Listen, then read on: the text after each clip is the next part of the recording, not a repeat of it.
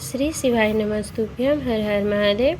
पूज्य गुरु जी की कथाओं से श्रवण करके आज मैं आपके समक्ष वर्णन करूंगी कि प्रदोष व्रत यदि आप नहीं कर पाते हैं तो उस दिन ऐसा क्या करें जिससे आपको संपूर्ण प्रदोष व्रत का फल प्राप्त हो जाए। और बैसाख के महीने की जो प्रदोष तिथि होती है वह बहुत ही फलदायी होती है और शुक्ल पक्ष की जो प्रदोष तिथि होती है उस पर हम धन संपदा प्राप्ति के लिए विधान करते हैं, अर्थात कि जो उपाय किए जाते हैं वह कामना पूर्ति करता है और वह अवश्य पूर्ण होता है। तो आज की वीडियो में मैं आपको बताऊंगी कि धन प्राप्ति के लिए आपको प्रदोष तिथि पर क्या करना चाहिए। और यदि आपके परिवार में अशांति बनी रहती है, आज के समय में आमदनी धन की तो बहुत आती है परंतु परिवार में सुख समृद्धि एवं शांति का बहुत अभाव रहता है, तो आपको क्या करना चाहिए जिससे परिवार कुशल एवं शांतिपूर्ण बना रहे। तो वीडियो को अंत तक ज़रूर सुनिएगा और यदि आप पहली बार चैनल को देख रहे हैं तो सब्सक्राइब अवश्य कर लीजिएगा और चैनल को सब्सक्राइब करके बेल आइकन अवश्य प्रेस करें जिससे आपको मेरे न्यू वीडियोस का नोटिफिकेशन प्राप्त हो सके। तो चलिए शुरुआत करते हैं हम, जो कि हमारा परिवार में शांति के लिए होता है। परिवार में शांति बनाए रखने के लिए आपको प्रदोष तिथि के लिए दिन क्या करना चाहिए। तो यदि आप मान लीजिए कि प्रदोष का व्रत नहीं कर पाते हैं, कोई अनुष्ठान नहीं कर पाते हैं, तो परिवार में शांति स्थापित करने के लिए आप क्या करेंगे कि शुक्ल पक्ष या किसी भी साल में वर्ष में जितनी भी प्रदोष तिथियां पड़ती हैं, हर महीने 2 प्रदोष तिथि पड़ती है, एक कृष्ण पक्ष की और एक शुक्ल पक्ष की। तो इस तरह से 24 प्रदोष व्रत हो जाते हैं। तो आपको किसी भी वर्ष में एक बार इस विधान को करना है कि प्रदोष तिथि के दिन आपको आटे के पुए बनाने हैं। 7 पुआ बना लीजिए और फिर उन 7 पुओं को प्रदोष काल में किसी भी शिवालय में जाइए और 7 पुए के ऊपर मात्र एक बेलपत्र रख करके शंकर भगवान को भोग लगा दीजिए, उन्हें समर्पित कर दीजिए और फिर थोड़ी देर चढ़ा रहने दीजिए पुओं को और चढ़ा करके पुनः उसे उठा करके घर वापस ले आएँ। भोग को लगाने के बाद प्रसाद रूप में आपको वह पुए घर लेकर के आना है और परिवार में आपके जितने भी सदस्य हैं उन सभी के साथ बैठ करके उस पुए के प्रसाद को, भोग को आप सभी लोग खाएं। तो वर्ष में अगर एक प्रदोष भी आप इस विधान को, उपाय को कर लेते हैं तो आपके परिवार में शांति हमेशा के लिए बनी रहती है। प्रदोष तिथि पर पुए समर्पित करने का या पुए का भोग लगाने का भगवान शंकर को बहुत ही फलदायी एवं शुभ माना गया है। तो यदि आप कुछ नहीं कर सकते हैं परिवार की आनंदभूति एवं सुख समृद्धि के लिए तो इस उपाय को अवश्य करिएगा।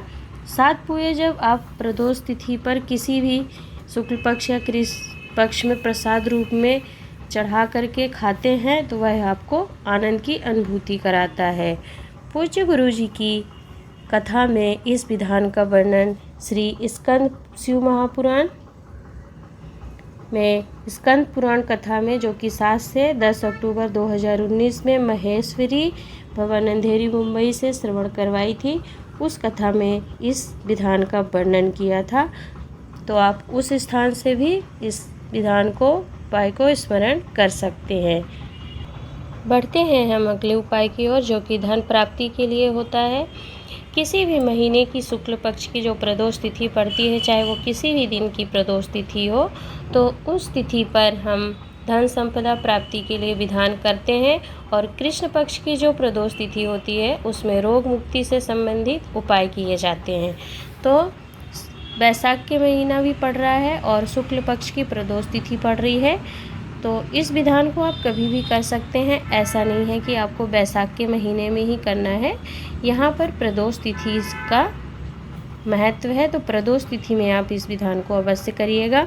अगर आपके घर में धन नहीं है या धन से संबंधित किसी भी प्रकार की समस्या है तो आपको मात्र 5 बेलपत्र लेनी है और आपको पीला चंदन लेना है।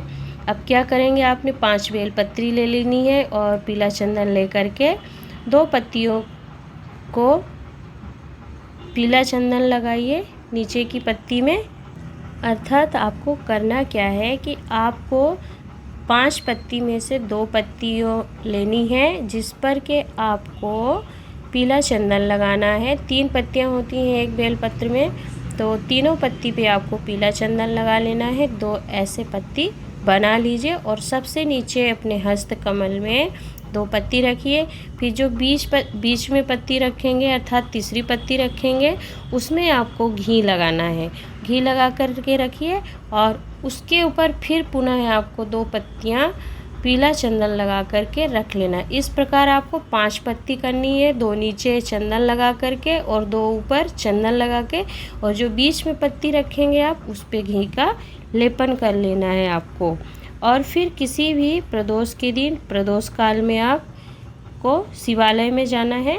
शिवालय में जाने से पहले आपने जो पत्तियाँ, घी और पीला चंदन लगाया है उसको श्री कुंदकेश्वर महादेव का स्मरण करके अपने रसोई घर में किसी भी पात्र में रख दीजिए। और फिर इन पत्तियों को उठा करके प्रदोष काल में ही रखना है आपको, और प्रदोष काल में ही उठा करके शिवलिंग के ऊपर चढ़ाएं। मात्र 5 प्रदोष करते हैं अगर इस उपाय को आप, तो धन आना आपके घर में प्रारंभ हो जाता है और फिर आपको धन से संबंधित किसी भी प्रकार की कोई समस्या नहीं रहती है। तो पूज्य गुरु जी की कथा से श्रवण करके धन प्राप्ति के लिए उपाय बताने का प्रयास किया है। इस उपाय का वर्णन पूज्य गुरु जी ने अपनी 6 डे की कथा में, जो कि शेर घाटी गया बिहार में श्रवण करवाई थी 13 से 19 नवंबर 2021 में, उसमें इस उपाय का वर्णन किया गया था। तो प्रदोष तिथि जो होती है अपने आप में ही एक विशेष तिथि होती है। प्रदोष तिथि के दिन अगर कोई भूल से भी शंकर भगवान के मंदिर में चला जाता है तो उसे संपूर्ण प्रदोष फल का, व्रत का फल प्राप्त हो जाता है। तो यदि आप इस दिन कोई कामना से या किसी भी प्रकार की भाव से व्रत करते हैं या कोई अनुष्ठान करते हैं या कोई उपाय करते हैं, तो आपको उस व्रत का, अनुष्ठान का एवं उपाय का संपूर्ण फल प्राप्त होता है।